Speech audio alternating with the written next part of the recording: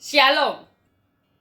Saat ini kita sedang menghadapi masa yang sulit, pandemi COVID-19. COVID-19 adalah virus yang menyerang pernafasan manusia. Virus ini lebih mudah menyerang orang-orang yang memiliki daya tahan tubuh yang lemah.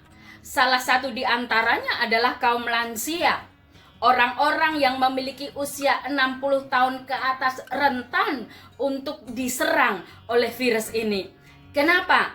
Karena pada usia tersebut daya tahannya mulai melemah dan organ-organ tubuh yang dimiliki sudah tidak optimal seperti ketika masih muda. Kalau demikian, apakah kaum lansia harus bersedih hati? Harus khawatir, harus gelisah, jangan-jangan. Tidak.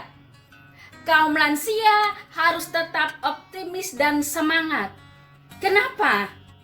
Karena Tuhan memberi hikmat kepada kita untuk kita bisa berjalan di masa yang sulit ini. Lalu bagaimana caranya? Yang pertama adalah kita harus menjaga kesehatan kita. Kaum lansia harus rajin mengkonsumsi makanan yang bergizi, rajin cuci tangan, menggunakan masker, dan ikuti apa yang disampaikan pemerintah. Yang kedua, kita harus ingat bahwa daya tahan tubuh manusia melemah ketika hatinya sudah tidak stabil.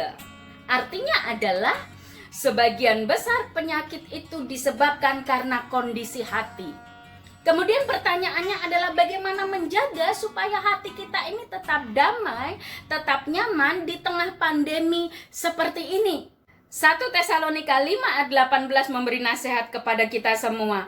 Mengucap syukurlah di dalam segala hal, karena itu yang dikehendaki Allah dalam Kristus Yesus bagi kamu. Kunci memiliki hati yang damai, hati yang tenang, hati yang stabil adalah mengucap syukur. Mengucap syukur artinya berterima kasih. Berterima kasih di dalam hal apa? Di dalam segala hal. Di dalam hal baik maupun tidak baik. Di dalam hal enak maupun tidak enak.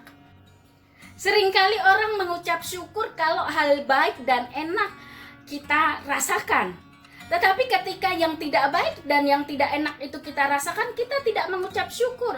Tetapi ayat ini berkata bahwa mengucap syukurlah di dalam segala hal. Karena itu yang dikehendaki Tuhan. Tuhan ingin supaya kita mengucap syukur. Kita berterima kasih di dalam segala hal.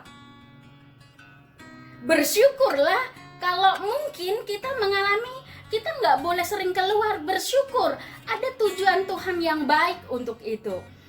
Kalau anak cucu kita jarang datang karena pandemi ini, bersyukur ada rencana Tuhan yang baik untuk itu.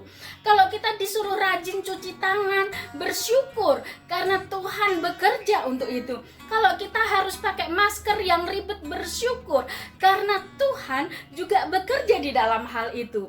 Saudara, mengucap syukur di dalam segala hal membuat hati ini damai.